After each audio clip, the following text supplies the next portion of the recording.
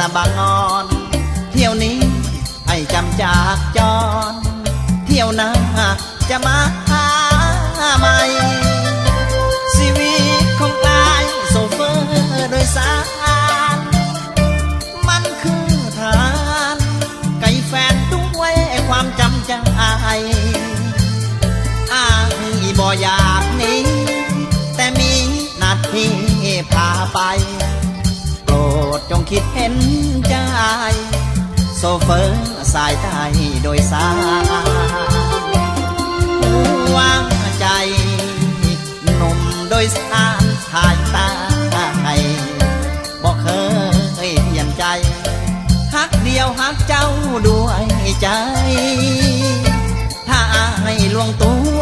ขอให้อายมีอันเป็นไปนี่คือสัญญาหัวใจจากชายผูกหมายหาจริงยามโดยสารเขื่อนจากบ้านน้ำพรใจอายสุดอาวรเกิดสังหรณ์ในหัวใจคิดไปโลเลยามกายยันน้องมีใหม่นี่แหละความห่วงใยจากหนุ่มสายใต้โดยสาร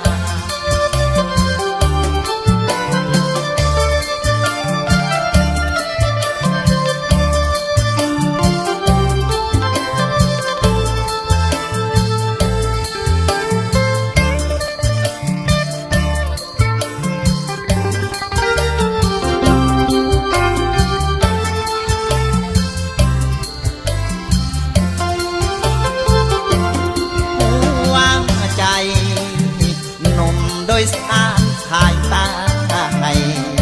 บอกเคยเปลี่ยนใจฮักเดียวฮักเจ้าด้วยใจ